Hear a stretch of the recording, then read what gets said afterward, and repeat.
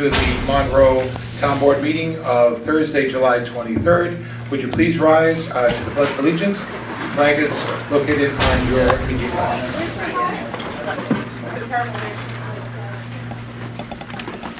I pledge allegiance to the flag of the United States of America and to the republic for which it stands, one nation, under God, indivisible, with liberty and justice for all.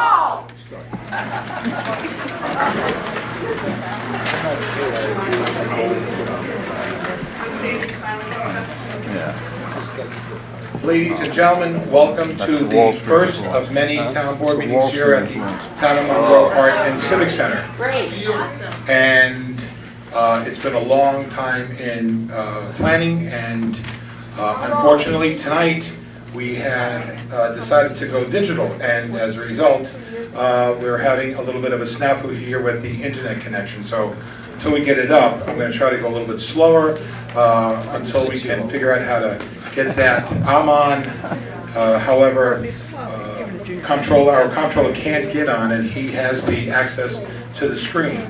The intent here is for us to be able to show you everything that we have so that you can see. Literally, over the last 10, 15 years, since this has been brought up to the public, you get a chance to see a very limited amount of information compared to what the town board, or any board for that matter, whether it's a village board, a county board, has in front of them. The intent here, and we will hopefully do it today, be able to show you exactly what's going on. The only exceptions to that would be those instances where there's something which is attorney-client, or something which is between the town board and some residents that would be privileged or protected.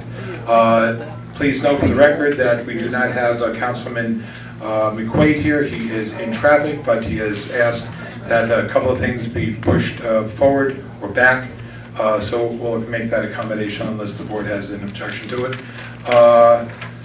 We need, as we begin, and I apologize, Joanne, for this, we have the approval for minutes. Minutes will be sent over for August 3rd, 2015 meeting. And I'm sorry, is that correct, Mary Ellen? Yeah. August. Okay. We have for upcoming meetings, and you're going to hear a little bit of extra heavy talking today, and I hope my councilman, I can move through this quickly, just to be able to help out here as best I can. We have for July 23rd, we have the town board meeting here at TMAC. We have for the town board meeting of the 3rd of August, planning board meeting is at 7:30. We have the planning board meeting again at 7:30 on the 11th. And the town board meeting again on the 17th of August, with the Conservation Commission meeting at 7:30 on the 19th, and the ZBA on the 25th. Regarding the ZBA,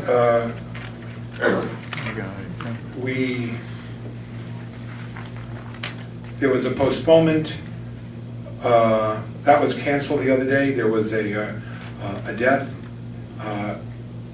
and that attributed to the cancellation. So for those people that had, who were on the, who was scheduled to appear, our apologies, but we know that you'll understand. We have the upcoming meeting dates, as I mentioned, and Peter, are we there yet? We're not there yet, right? Okay. So we have town board announcements. General announcement, boathouse revenues. I'm looking at my sheets as we go. We have to date for boathouse of $14,463. I believe operating costs, gentlemen, we should have that in a separate piece of separate file in terms of costs. We have the salaries, obviously, for the folks there, but the to date is $14,463. The date last week from July 13th through 19th was $2,055, but we're averaging around that each month between each week between $2,000 and $2,500, with the exception of being the the period during June 8th through 29th where it was extended. The boathouse, as you know, is open 7 days a week, and please go down and enjoy that. A lot of people do, and we just actually gave the boats today a brand new refreshener. So they're all shiny and things are nice, and there's cold drinks there available. We have probably the biggest thing, and for many of you who read Cheers in the Times Herald Record on Monday, they gave a cheers to the Town of Monroe Arts and Civic Center, but in particular the Hudson Valley Film Festival is coming here. Their dates are from the 14th through 16th. If this was available, you would see what they have put together in terms of the scheduling. They're going to be occupying the entire building. As many of you know, I think there's upwards of 75 to 85 submissions, and it promises to be an absolutely stellar turnout. From what I can hear, the ticket sales are very, very strong, and the level of engagement by the public and their interest is expressed really in the support that the Times Herald Record gave them on Monday for their venture. We have for the we need a motion, resolution to pay the bills.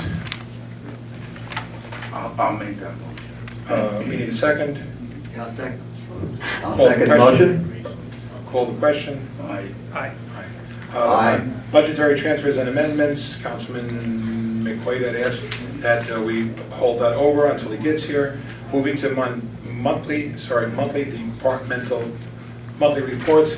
We're going to have a request later on from ambulance. There was a cracked window on the town-owned vehicle, so we'll put that aside until that one comes up.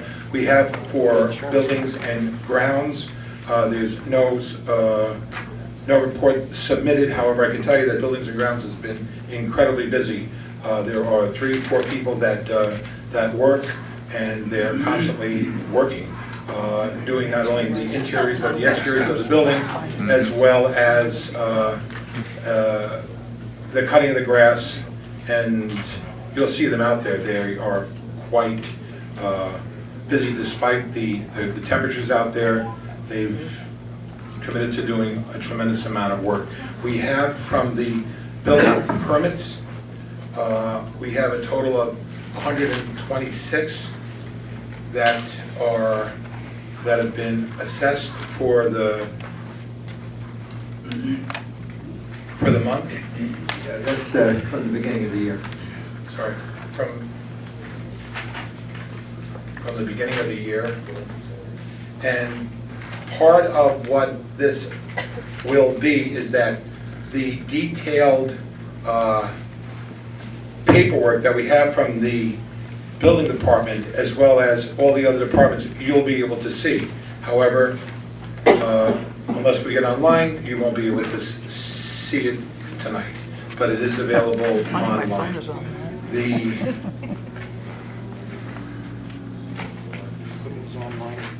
Next would be the comptroller. Any report from the comptroller, except that the comptroller is, again, usually... Yes, actually. Okay. We received, last week, we received the CHIPS refund from last year. It's $283,000. So that's good news. We received notice that the federal share of Dial-A-Bus for 2013 is going to be $140,000, so we will expect to see that check before the end of the year. Budgets for all department heads were produced and distributed. Dennis, any questions for the comptroller or gentleman? How are you reviewing the paperwork? We can come back and back that in if you need to a little bit later. Conservation Commission board, and did anybody want to make a comment on this? Yeah, this is probably a good time to talk about the tree. Yes. Come on up, take the seat next to Peter if you don't mind. Or you can sit right, yeah, take that. Next to Peter, it's less hot. Okay. Staying live? Okay. Ward Valley Conservation Commission. You don't have to like... No more, those days are gone. Oh, we don't have to swallow the mic. No, Okay. in fact, Carl, you can move yours back. First thing is we're still working on this I guess it's 3 years now for a tree grant, which we have from the DEC, $7,000, but it's a matching grant, and we got our $7,000 from the state, but then we need some help, and primarily we need help for like a backhoe, use of a backhoe, as part of the matching grant, and to be able to get some of the mulch from the landfill or compost area, get it over, so we're gonna need some help along that lines. We've been requested to talk to Eloy, but I don't know how, Eloy's been very busy and haven't been able to make contact with him. Time is of the essence because our clock is running out. So if we don't get this in and on the ball, on rolling, pretty soon we're gonna lose out on this $7,000 grant, $7,000 grant. Expires in November. Or when does it expire? November this year. You heard that, November this year? Wood, have you been able to get hold of Highway? No. I tried, there was a number. Okay. I don't want to smirch anybody, but the number is like, it's not even hooked up, so I can't even leave a message. Highway Department? Well, that's what, well, the one I was given to, the person I was given to, wasn't the department itself, it was the chief honcho. All right, let's see if I can get hold of him for you. Okay, thank you, appreciate that. And then the next thing is, on your agenda is that we've been trying for, and working at it for a long time, decades actually, but in recent time, since Jerry came on board, probably half a decade, trying to get a tree code. And I understand that Jerry and Susan Roth are doing an excellent job revamping the entire code book. But unfortunately, time goes on, trees are still being removed from properties that shouldn't have. And we're trying to get, this maybe as a stopgap method, as a simple, relatively simple code, try not to be onerous on anybody. What we're trying to do is plug up a gap, which the town has been victimized numerous times in the last 20 years. Where there's no penalty whatsoever, someone can come in and just clear cut and go on. And you can't do anything about it. So we've been working, we had Councilman McWaters came to our meeting, last meeting, and I think if we can work with Dennis and probably Mike Donnelly, who worked initially with us, if we can broker that meeting, I think we can get this thing done in a very short time, you know, not another redwood lifespan thing, you know. Had some interesting discussions at the meeting itself, and I was happy to be there. That gave me some new insights. Basically, the Conservation Commission cut it down to a couple priorities. If we want to get this thing off the ground and we want to get it going as quickly as possible, there are probably two priorities in the code that we all reviewed a couple months ago. One was clear cutting, and the other one was tree harvesting.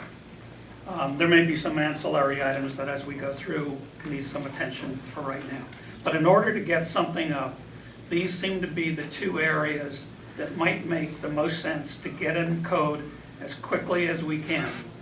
The rest we can fine tune, you know, whether a householder can cut down more than 6 trees in a year, we can still work that out, there's time to do that. But I think the issue of, for example, if somebody owns some property and they want to build some homes, and they decide to cut down every tree before they've even received the okay from the planning board, we don't want that. That has to be stopped. There has to be severe penalties that go along with breaking that part of code. So I'm fully in support of however the Conservation Commission wants to proceed with it, but I think those two priorities make a lot of sense. And I guess, board, your meetings are open to the public, so Yes, they are. as we discuss this in future meetings, wouldn't hurt to come on by. I had initially thought that we could have another public hearing, but it wouldn't be a public hearing. It would be, you know, everybody would have an opportunity to talk. And that may come, but for right now, I think the important thing is the Conservation Commission needs to go through those two priority items, and let's see if we can nail that down, then open it up to the public and see what they have to say. I think I got that right. I think you covered about most of it. But this is most important. Yes. And this isn't to make it more complicated, it's actually to make it more efficient perhaps. And that's a recommendation, if the Conservation Commission would look at talking to David Church. I had a meeting, and I'll be discussing this in greater detail with the board in executive, but I had a meeting with David Church and some others yesterday for a number of hours. And part of the concern has been dealing with expansion, dealing with infrastructure growth, dealing with unanticipated non-residential, non-commercial type of issues, as well as annexation. So in this case, it would have to deal with the ability to have the resources of Orange County Planning there for us, and David had, Commissioner Church had given us an indication that it's something which he would find, he would find time for. So this idea of using the resources of the county planning to help us where we may not see things the way they see it, I think it's time that we recognize that the Planning, Zoning, and the Conservation Commission are all members of the town, with the town board, not separate and distinct, and that if we can bring in the Planning Commissioner for the county to help eclipse any kind of disconnects that we have, it'll help to perhaps anticipate some of the things that we as separate type of boards may not see. Again, they're full-time, they've got a big staff. You know, we have town boards, planning boards, and we only meet, you know, once every 2 weeks or once a month. So if the boards wouldn't mind doing that, I'll ask Mr. Church to reach out to your chairman and to your, unless there's an objection from this board, which I would service, which I think we know the answer. Oh, that's meant, I'm glad you mentioned David Church, because we work with him on the Monroe Basin Commission. And we've worked with him many times in the past. He's a great resource person, he's amenable, good guy to work with. No, that's an excellent suggestion, and we'll take that. And then one last thing I have, and that is, I'd like to urge this town, and I don't have a copy with me, is to do a resolution, and this is to promote composting and mulching in the town. I'm trying to save their town resources, both monetary in the form of leaf pickup and collection, and also to help the homeowners, encourage them to recycle grass clipping, wood chips, and leaves. And there's a model resolution which was passed by Westchester, and I can bring that and make a copy, and then you can just pass it as a resolution. I suggest doing a resolution first rather than do a law, and just see, primarily it's non-binding, but it's at least states a policy which we do not have stated right now. In fact, we have one public official who seems to be counterproductive to this, so we're trying to bring him on board. And that's pretty much about it, what we have. Not elected official, public official. That's just true. Okay, because I think we're all on board. Dana? So Ward, you're going to draw up that resolution? I have a model one, I do. I just don't have enough copies when I had one. And Okay, and then what are you going to do? You're going to send it to us? I will present it to you, and then you can go, as I said, it's already been the latest, going back, probably 4 municipalities at least in Westchester have adopted this thing. So it just gives a model to go by, and it's proven quite effective down in Westchester for helping alert the public, and it pertains not only just to the public, it pertains also to a lot of the landscapers who are a necessary ingredient in this, because they do majority of the wood chipping, the grass clipping, and leaf pickup. You know, well, not the majority of leaf pickup, but a good portion of it. And if you get them all on board, you can save a lot of municipal funds, which we waste now on leaf pickup. Save a lot of clogged drains, because a lot of those leaves end up in the drains and don't get picked up before the first snow flies, and we've heard that time and time again. So, you know, it helps to alleviate this problem. Yeah. Now, our next meeting is August the 3rd. Okay. So if you would get that to us in a few days, it would give us a chance to run it past our attorney, and we could actually put it on the agenda for August the 3rd. That'd be very good. And that's the way to do it. Okay. If you get it to us, you know, we'll take a look at it, and We'll No push it problem. as quickly as we can. Okay, and board, And let me ask about the tree code. Yes. Now Dennis is talking about a two-item tree code, clear cutting and tree harvesting. Two main issues then. Okay, now are you going to draw, is the Conservation Commission going to draw up a tree code on just those two issues and get them to the board and ask us to act on it? Well, pretty much that meeting which we did have, which was unfortunately not open to the public because we did not get public input into that, there was three versions at the time, if I recall, and pretty much they overlapped. And we're just trying to get all of them in sync. And Mike Donnelly had 4 or 5 excellent suggestions in doing that. So if we could work somehow, get Mike, and I did approach Mike at one of the planning board meetings, and he said he was amenable to doing and working with that. So I think if you could get that, that would make that transition a lot smoother. Because he's been through a lot of those codes. Because a bullet-shaped tree code that has 2 items and Well, it's more could than be passed two. immediately, it could break the jam on this. Well, look at it this way. If you could get it to us, you know, the 2 items like that would be very difficult to turn down. We might be able to get it moving. Well, these things, you know, with the legislative intent, the definitions, everything, I think it's like about 3 or 4 pages. I mean, some of these legislative pieces you see, like 20, 30, 40 pages, you know, no one's Yeah. gonna read that. So this is really concise, and again, Jerry's working on a much more advanced version, but that's okay, but that takes a long time. Meanwhile, we're still vulnerable, and we've been victimized many times over the past couple of decades. That's board fine. before you leave, and that's, I'd spoken before to the other members of the Conservation Commission. The other day, Peter, myself, Dan Burke, Eloy Garcia, the Sterling Environmental, as well as the some of the folks from OnForce, we were over at the landfill. I know that Jim, I want to thank Jim, oh gosh, I'm drawing a blank here, former Rogers, right, my gosh. Jim Rogers had mentioned about the possibility of using the ball field the landfill for ball field purposes. However, Sterling came back and said that that wasn't going to be possible because of the relationship between the membrane and the surface area. Peter, correct me if I'm misstating anything. We were out there, they brought out the schematics. It's incredibly impressive what they're going to be doing very, very soon. However, there's a component on this one which I think that we would like to have the Conservation Commission involved in.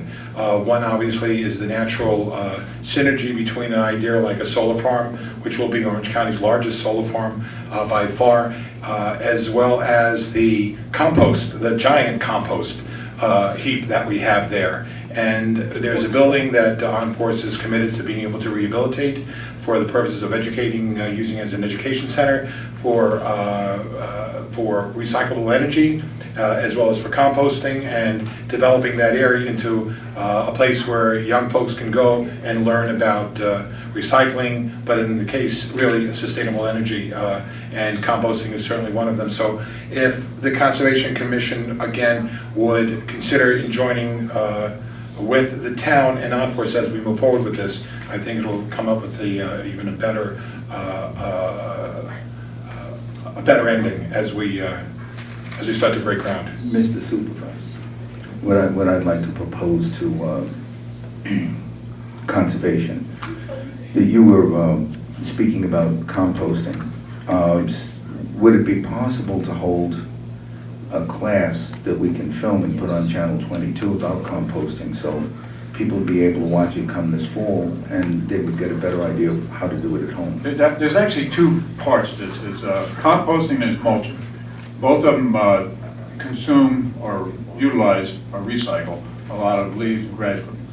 And composting is taking material, organic matter, and breaking it down to simple, useful ingredients, nutrients. Mulching is to take those leaves, grass clippings, and wood chips, and use them as weed control and moisture control. So so it's not just composting. You get 2 uses out of this. And to educate the public, because many homeowners spend a lot of money buying fancy stuff when they don't have to do it, and most of the fancy stuff, when you get past the color, it's not that great. But I mean, if we could do something like Oh, that yeah. on a film in 2022, I think it would be most helpful to most people. So that, and there's a multitude of programs, composting programs out there. Westchester happens to be one of their leading counties, but there's, Orange has a little one, Cooperative Extension has one, and DEC has one. And the other thing, which some people don't realize, is that, especially some public official, is that you're not supposed to be putting filling a landfill up with wood chips, grass clippings, or leaves. That was outlawed, but, well, DEC said, don't do that anymore. Fine, that's the reason Monroe has a recycling center over there called the compost pile in the old landfill, because we were not permitted to take that off the landfill anymore. We had to recycle. So when we have one misguided public official wanting people to throw it into the landfill, that's really a violation of the DEC policy.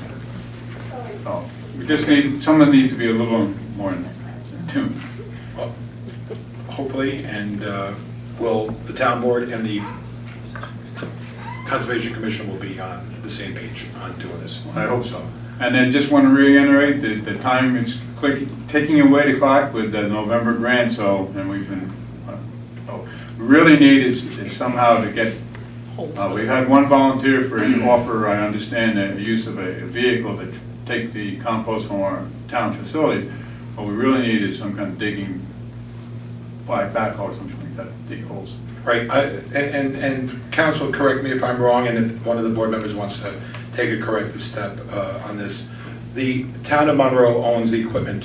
While we value everyone's independence and we try to value the time and the requirements that a particular office holder may have when it comes to the equipment which is owned by the town, at the end of the day, the town owns the equipment. So if you have difficulty being able to coordinate that type of getting that equipment that we have, I think the board would be more than willing to do what it needed to do to secure the equipment, and I'm sure that we would be able to get the person or persons to be able to do the work before the time runs out.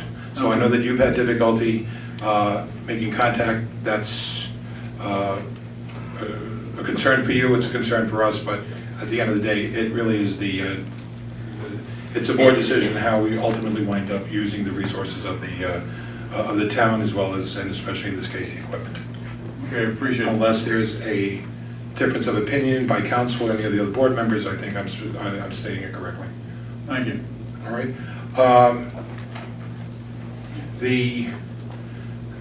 We have the Yeah, thank you, Ward. We have the receipts from the court, report from the court. The court's total, and they were, seems to be very busy.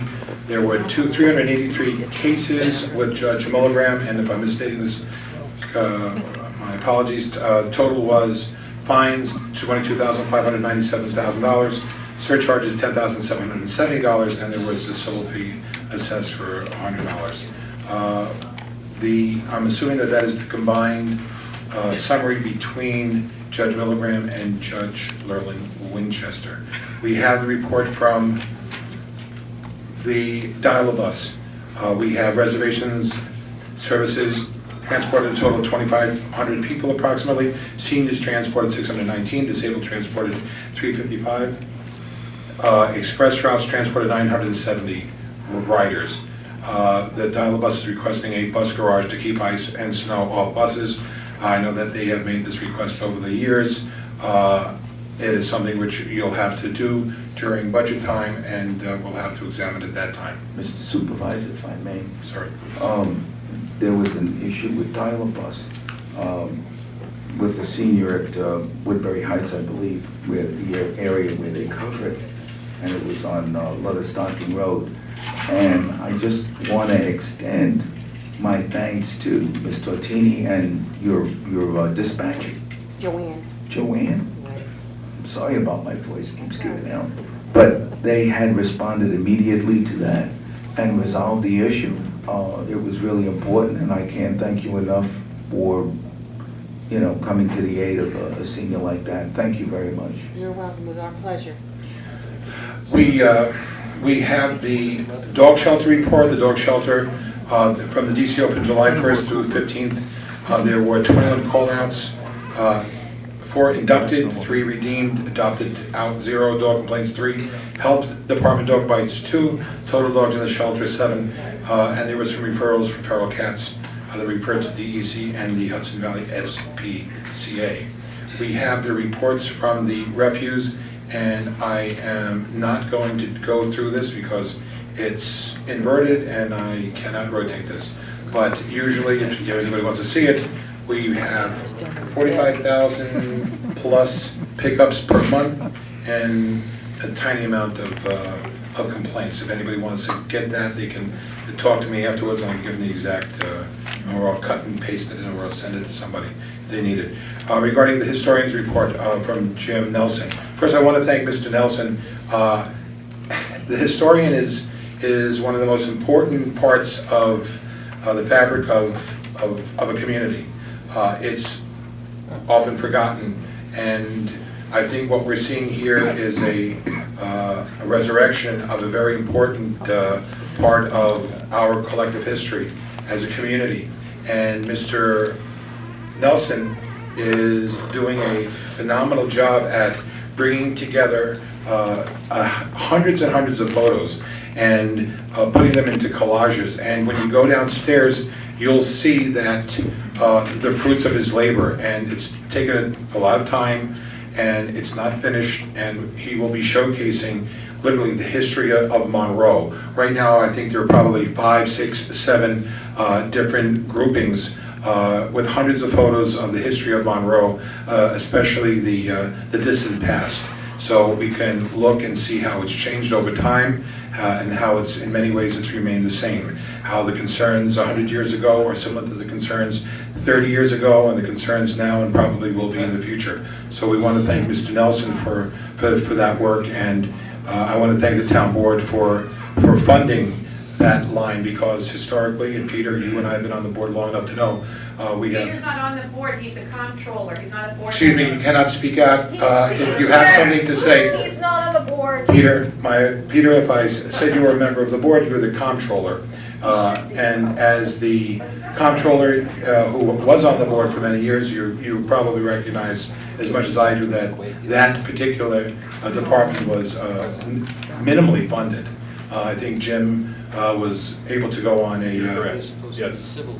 And to set the record straight, I am an officer of the town.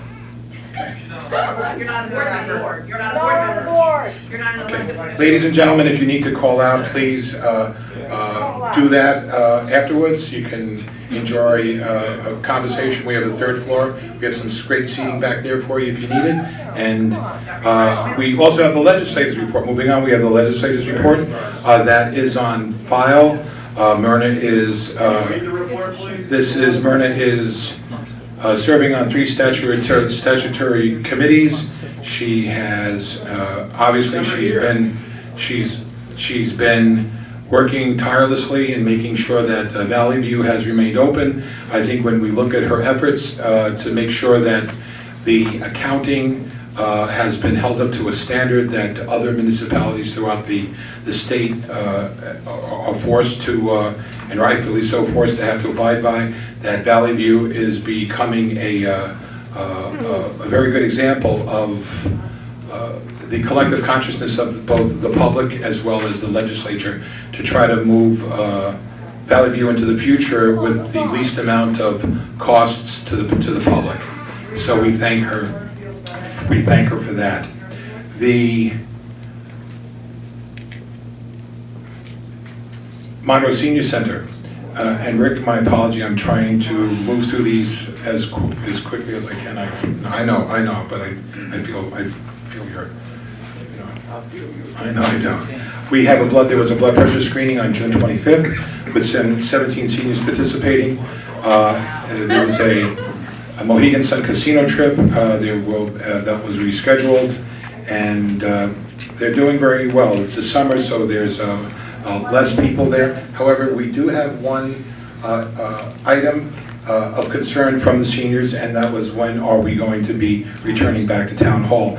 And I can give Anne Marie, sorry, Mary Ellen, if you can give the board a little bit of an update on where we stand with some of these things, so that we can... Well, the only thing the update I can give the board is approximately 2 weeks ago, Polygon picked up the records, and I received a phone call yesterday telling me that the records will be done within 3 to 4 weeks. And then we're going to have the problem of what to do with them, because I did ask Mr. Garcia, who has been in charge of dealing with the insurance company and the remediation of the basement. Once the records left, I informed him that they were gone. Could we move forward? And as of this date, nothing has been done as far as the remediation. So I have a big concern over all these records being cleaned, and what are we going to do with them? We can't put them in a pot in the parking lot because they'll be exposed to exactly what they were exposed to in the basement. So the supervisor had suggested, and this might be one option, is to ask Polygon to hold on to them until we are ready to put them in a secure location that is climate adaptable for the records, that we won't have the same problem that we've had. So I do need to talk to the board about this. I have spoke to the supervisor about moving back to the town hall as quickly as possible.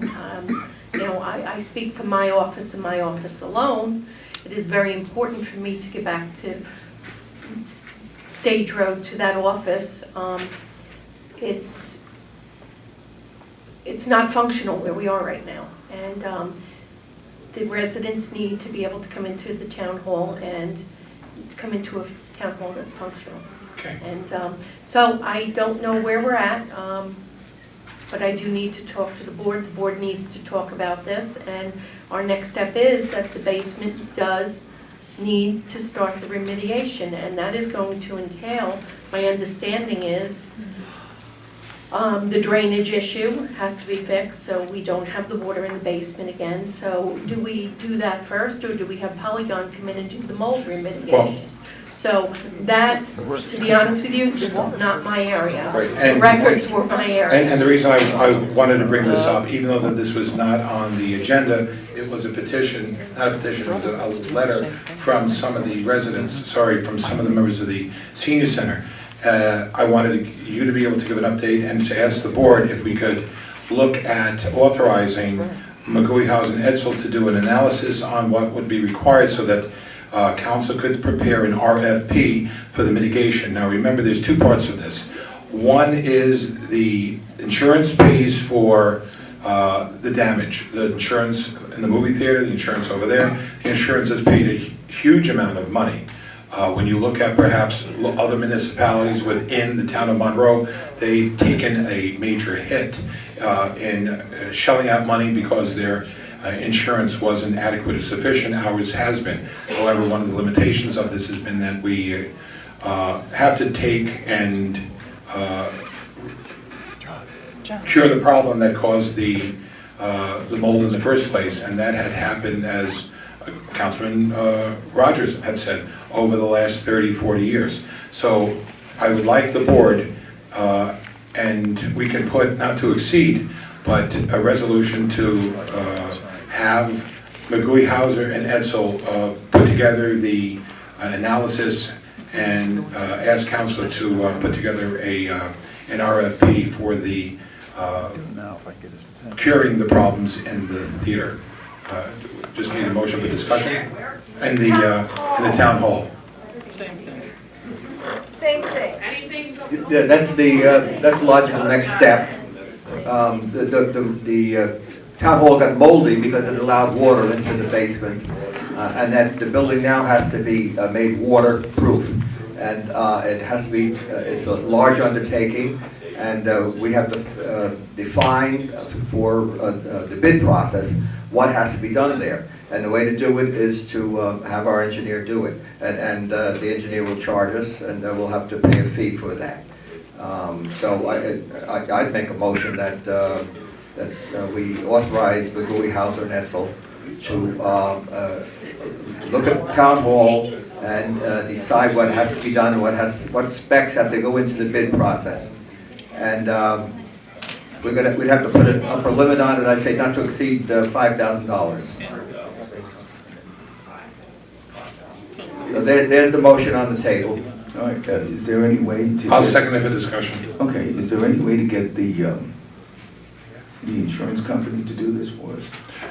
The answer is no when it comes to the reason why there's water infiltration.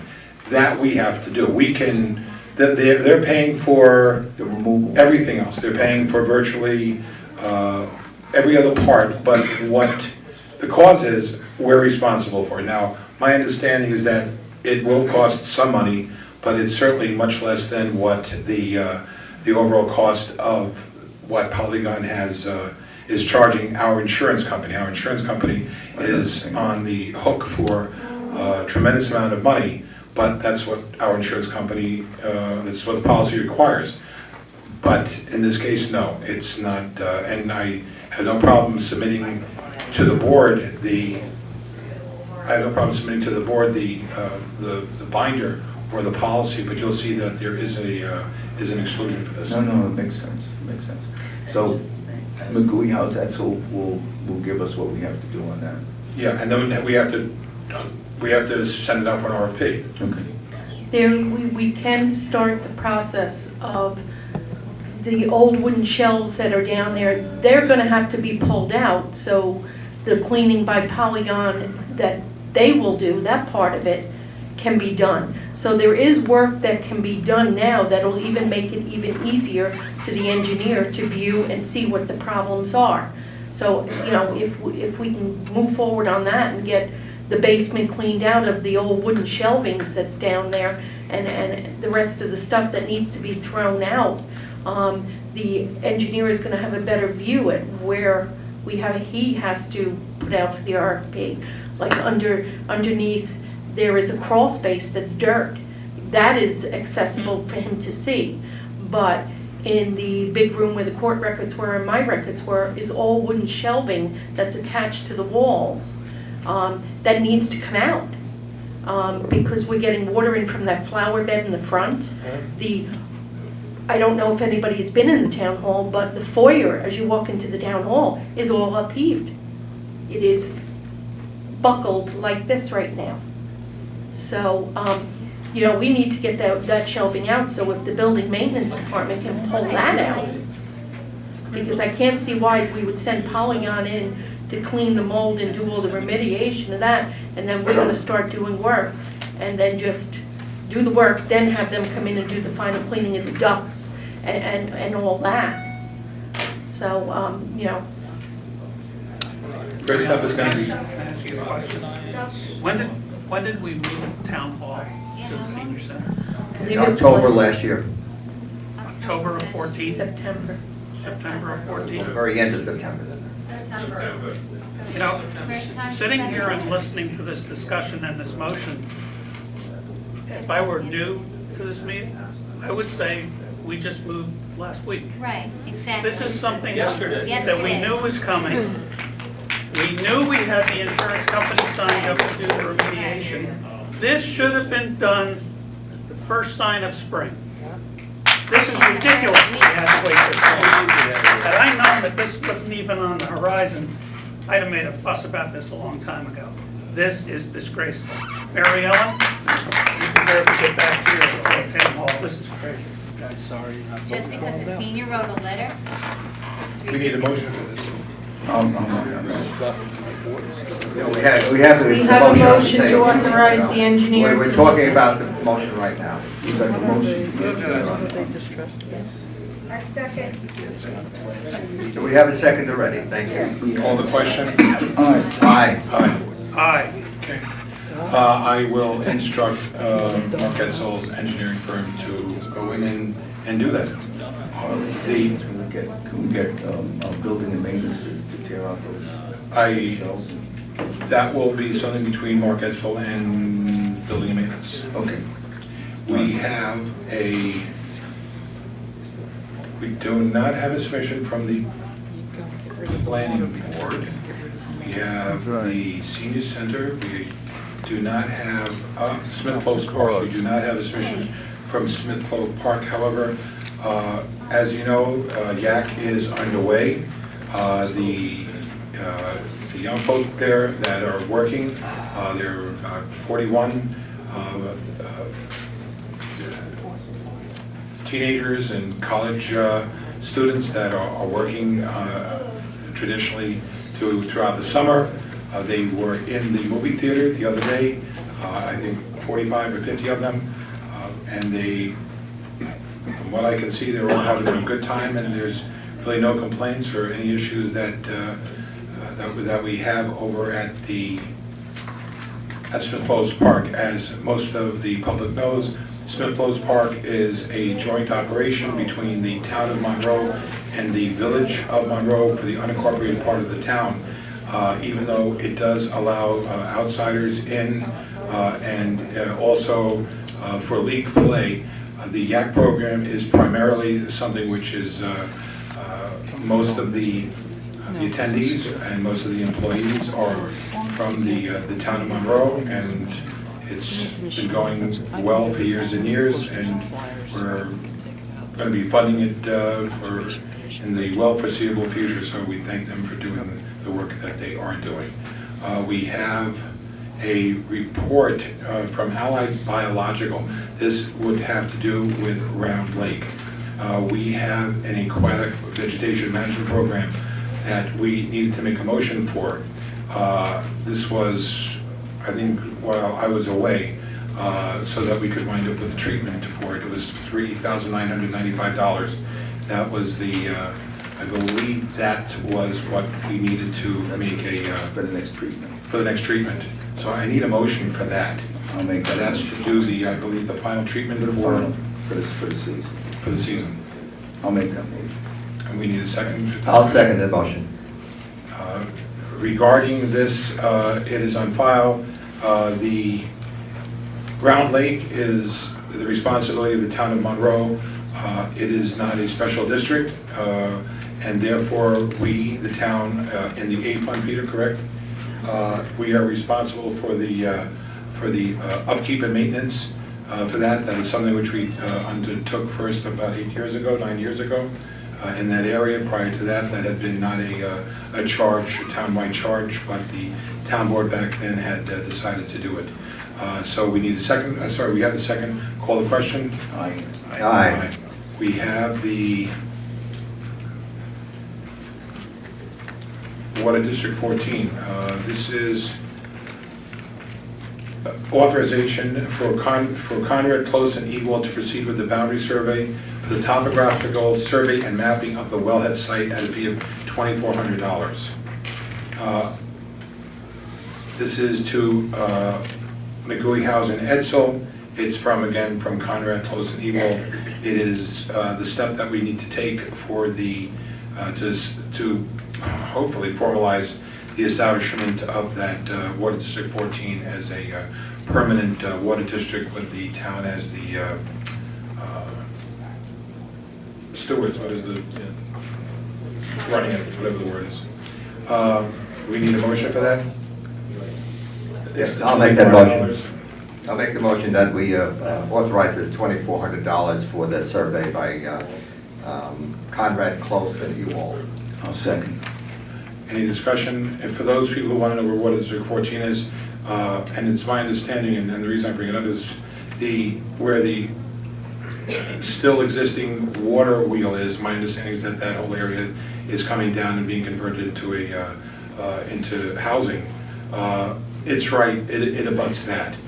Part of that, I'm not sure if it's included, the water wheel is not included, but it abuts that area. So that's where that Water District 14 is. It resides in that part of the town. That being said, call the question. Aye. Aye. We have a request for an extension from the Community Development Block Grant, and this is an extension for the elevator project, for the Town Hall elevator project. It's really more informational than anything else. Moving towards the estimate for repairs for the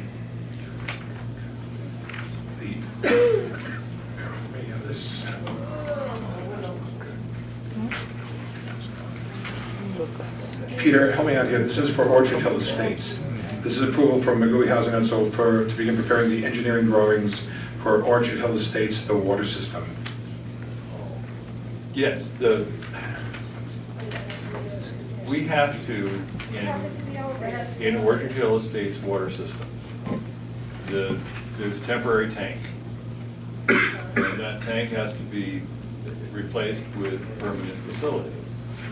Now, our attorney is working on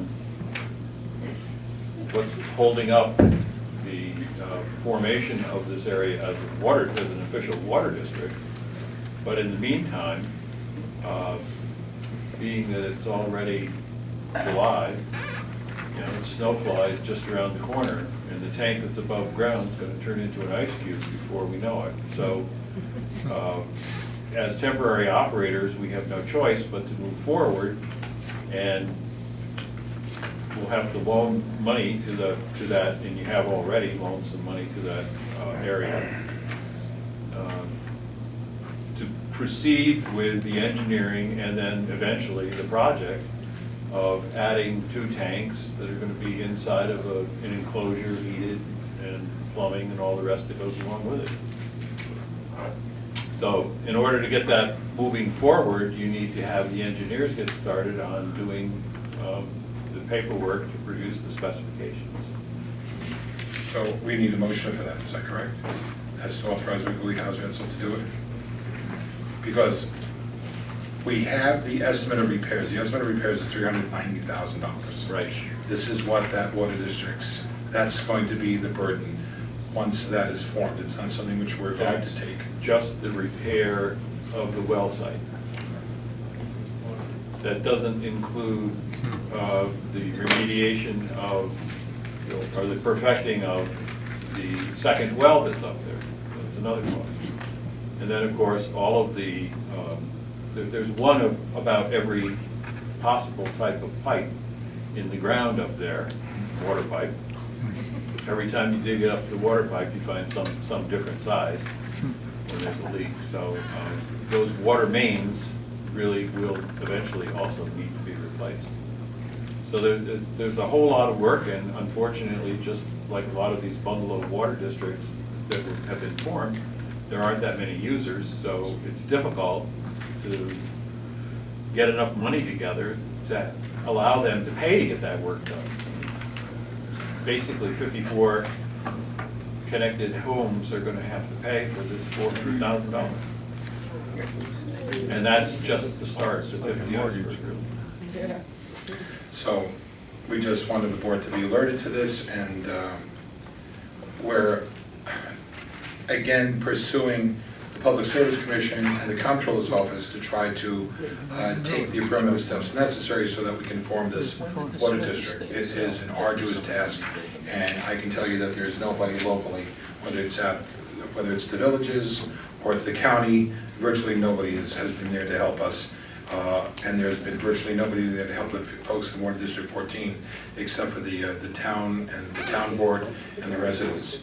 So it is something which is continuing, and we're just continuing to monitor it and make the repairs as needed, and when it becomes a little bit more overt, having to do what we need to do. And we took that step a couple of weeks ago when we had another major seizure on this in the water system. Yeah, so we took a step forward tonight. We're getting that survey done, $2,400. And parallel to that, our attorney is looking at how the town can gain a title to the well site, which has 2 powerful producing wells that produce enough water for all these homes, and which we could link up with neighboring properties and bring more user payers online to support this whole operation. And also on a parallel line, our controller is working on getting the New York State Controller's Office to approve the formation of this district. So, Mr. Burke, yes. I'm sorry. If I could Okay, just- good, yes. Yes. So I've been looking into this issue, and I've spoken to Mike Donnelly about it, and from what I understand, the holdup at the Controller's Office right now is that we don't own that property, and we're gonna have to figure out how we can gain control of the wellhead. Once we do that, then I think we're gonna be able to get final approval from the controller's office. That's good news. How do you? Peter, do you disagree? Oh, I agree with you completely. The question is, and that's been out there for a while. Right. Do you have some thoughts about how we're going to do that? No, I just got that information from Mike Donnelly, and now we have to figure out, I believe Mike may have some title issue, title report, figure out who the owner is, and figure out what we're going to have to do to acquire it. Okay?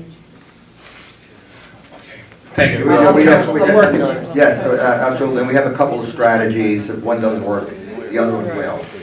So one way or another, we'll get title to that property and then move forward. Absolutely. Thank you. We have one other part ahead. I saw Bob Piccinetti today. He's our senior clerk, and he's been doing a wonderful job, along with our deputy highway superintendent, Mr. Beams, at doing as much as they can in tough times to try to deal with the physical administration of the highway department. I asked them to compose, because we had not received in quite a while, a report from Highway. Highway's by far the largest department in the town. They generated one today, and we appreciated. They wanted us to know the following. Asphalt paving on Orchard from 17M to Berlin was completed. Bakerstown Road, a town portion of the road was completed. Linden Lane completed. Mountain Park is pending. Woodland is pending. Road oil for Gatehouse is pending. Reinheimer is pending. Birch pending. Post Road pending. Country Court pending. Heaton pending. Rye Hill Road pending. All of the repair projects are or within or under the highway budget. There was a basin repair at Fernwood Court, Cromwell Hill Road, Orion, Aquarius, Heaton, Oak Drive, Bakerstown, Neptune, Linden, Interlochen, Acres, Sylvia's, the Senior Center, and Center Hill. The other part is we have a magnificent maintenance team over there, and they have been keeping the equipment alive. Before I left for vacation, the mechanics there showed us some of the impact of salt on the equipment. It is staggering what salt does in a very short period of time. And no matter how much you try to wash it, it doesn't much matter, because you can't get into the creases and into the crevices, and it just eats away at virtually the entire body. So I commend their work, and I thank both the senior clerk and the deputy highway superintendent for generating the information. We have a request from the ambulance for a repair of a broken windshield, and I believe the cost is $91.79. It's a cracked windshield. That's for the 2001 Ford F-Series. We need to make a motion for that. I make that motion for the cracked windshield. Okay, seconded. Call the question. Danny? How's that not handled by their budget? Why is it the That's- resolution before the board? If I may, Yes, please. that's the rig that's owned by the town. Okay, so that's our ambulance, so we have to So replace our ambulance. The town has one, it owns one, and they own two. Okay. And if it's $91, it's probably, it's not worth an insurance claim. So- Our deductible is $500 on that. Yep. Mr. Lanahan called me, and we investigated, and this is the best route to go, and they want to get it fixed as soon as possible, so. Thank you. That, by the way, is not a replacement cost for a windshield. It's a crack, right? It's right, it's a repair they do on Right, windshields now. repair of the crack. Right. We gotta do that right away before it gets worse. There's a, We're gonna have a vote on that, right? Do we have to have a vote on that? We have to call it to questions. call the question. Aye. Aye. We have this is a request from the supervisor, actually, I think it's the board, who will soon find out. It's to change the venue from the senior center to the Town of Monroe Art and Civic Center as the meeting venue for the town board meetings.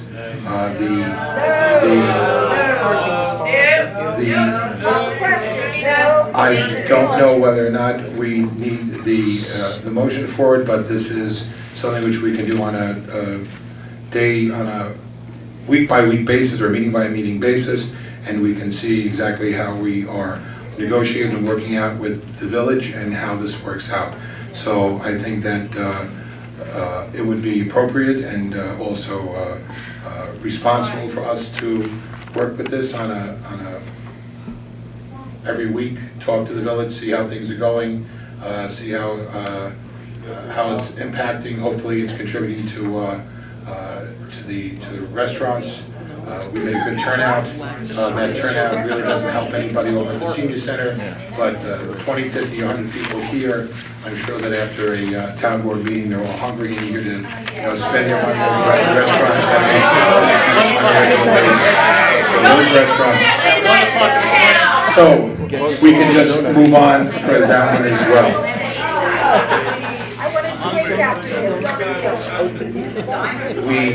Nobody open at midnight. We have a number of items that we need to move into executive for the purposes of litigation. Also, we need to, and I'm still waiting for Councilman McQuaid for the budgetary transfers and amendments, but there are issues for personnel for the building department, personnel for the, to convert from 1099 status to part-time status as required by civil service for the court and the public safety offices, generally under the court, and at this time now for the movie theater.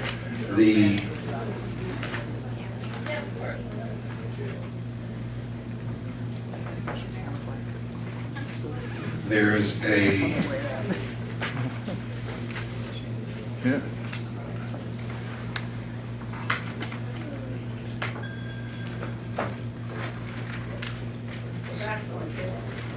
contractual issue with Orange County Sewer District 1, as well as Water District 4, for Mudna and for Forest Edge, and that is for a Council, can you help with this? This is for Forest Edge project.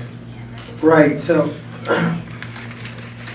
the attorney for the Forest Edge developer came before the board 2 weeks ago and came up with a proposal for step bond, which I thought made some sense, although I found out that the engineer, the town engineer, had not reviewed it, so the issue was tabled for the town engineer to review.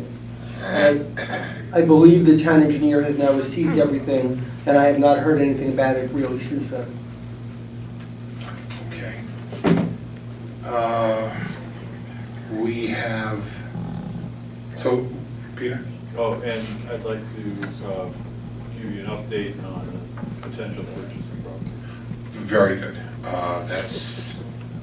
That's good. However, before we do that, I would like the public to know that we are waiting for the FEIS, that's the final environmental impact study from Curious Joel, to see how they responded to the John Myers, as well as members of this board, as well as other people who had submitted either verbal or written concerns or objections to the DGEIS that was generated by Tim Miller Associates on behalf of the Village of Curious Joel. We're waiting, and we hope that this will happen within the next couple of weeks, but this is another municipality. And whether it takes weeks or months, whatever it is, this is something which is, regardless of the, please do not call out. We're trying to move forward with this. Ladies and gentlemen, we're going to need to make a motion to adjourn to executive to discuss those items, as well as adjourn. I'll make the motion. What's this with the gift card? Okay, call the They'll come question. back. Can I make a comment? Dennis. civility that they talk I about. I did not hear anything in those list of personnel issues that required executive session. To move somebody from a 1099 to a full-time employee is a budget issue. We're just going to have to come out and vote on it. Can't imagine what we need to discuss other than that. I'm not going to vote in favor of executive session as long as we're going to discuss personnel. We have a issue for highway that we need to discuss. They threw them under the bus. My apologies. Again, this is something which took place, as you will be informed, this took place yesterday, and I was informed of today. I was speaking specifically of people changing from 1099 employees to full-time employees.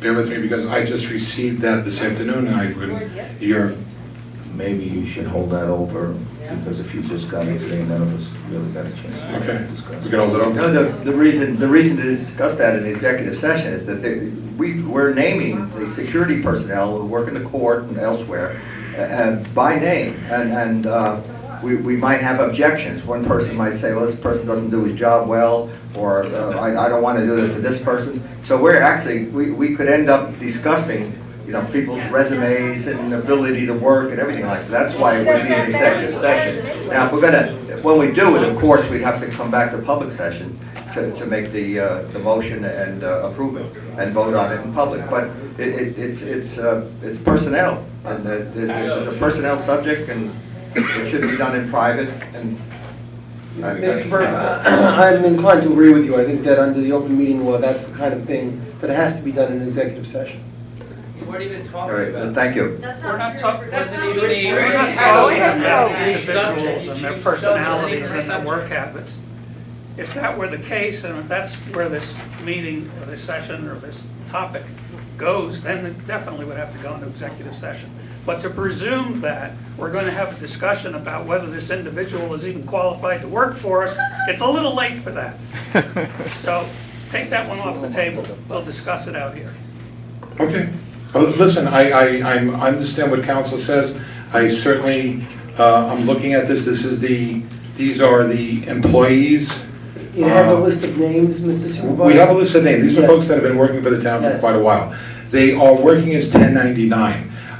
The civil service will allow this for a period of time for 1099 employees to work for a municipality. However, there reaches a threshold point that we need to do something about that. When's the test? So, this is something which civil service has indicated that we are supposed to do, and we can do that right now. These are folks who have worked. But I need direction on the board. If you want to, we can do this right now. Board members?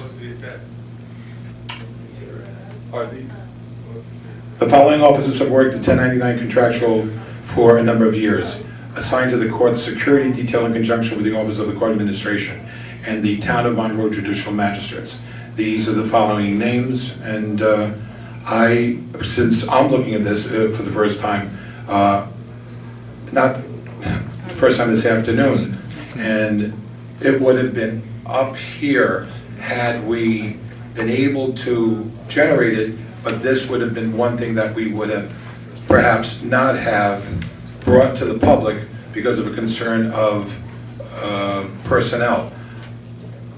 But if the board, and I have no problem doing this, wants to do this publicly, we can do this right now. Or we can wait until the 3rd. Are These are people that have worked for the town. these part-time? These are part-time employees. So that's the, Public information. What? They're public employees. I have no problem with this. the issue is. Spit it out! Excuse me, if you're going to raise your voice, you will be escorted out of the room. Okay? They're all part-time employees, is that correct? Yes. And part-time employees being paid on 1099s is a practice that we really shouldn't be be following. We, If they are as employees, a 1099, someone who is a 1099, who gets a 1099 from the town would be an independent contractor, a consultant, retained by the town for some specific purposes. But it's not a good idea that we have employees that are being paid as a 1099.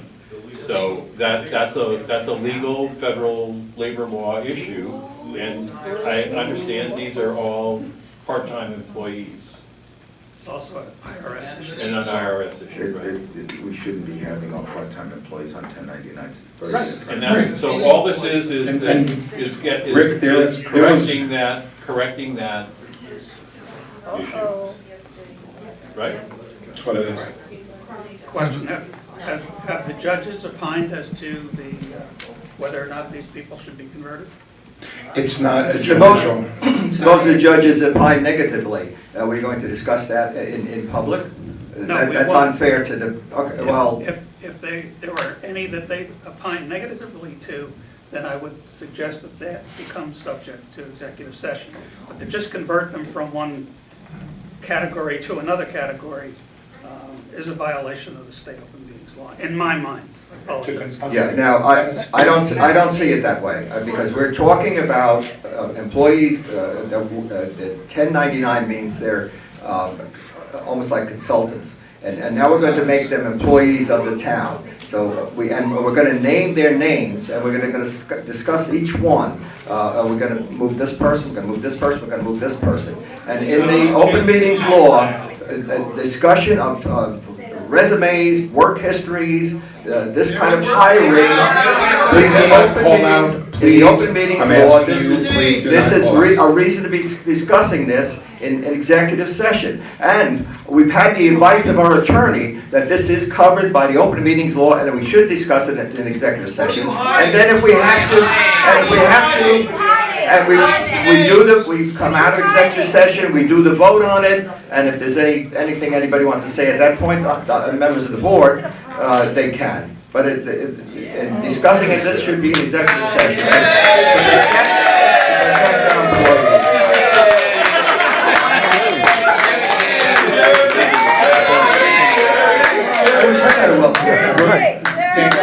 I thought I got a round of applause. Okay, Jerry, I'm going to ask you, this has to be, call the question. What is the question? The question is whether or not we're going to go into executive to discuss the officer, part-time officers. No. Aye. Aye. Nay. Give me a second. No. No. No. I'm confused on this. Rick, Dennis and I voted no. Daniel voted yes. I can understand I can understand both councilmen. However, this idea of hiding is so stupid and preposterous that it's worth the no, just to show the public who's screaming out there, what are we hiding? To show the public that there is nothing to hide.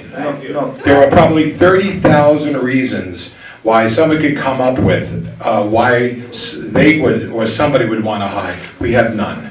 So my vote is a no.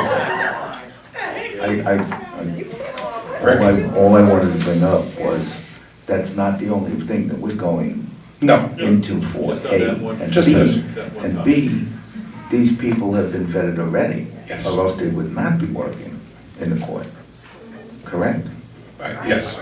So are we voting on, are we going to be discussing having a policy of not having 1099s? No, it's just, this is just to convert the 1099 workers into part-time, and this is something which the Office of Court Administration requires. It's there, and it's not something which the judiciary has oversight on. It is a town board decision.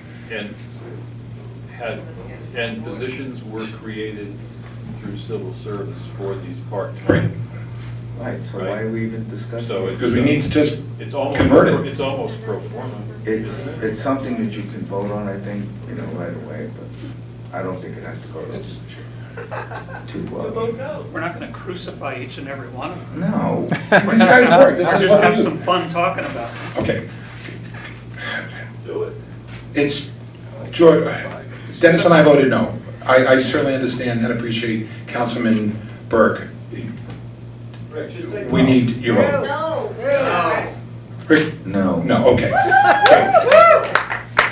This is regarding conversion for, and we're going to do this, I think, individually. Mark Lawrence, part-time code officer from 1099 to part-time.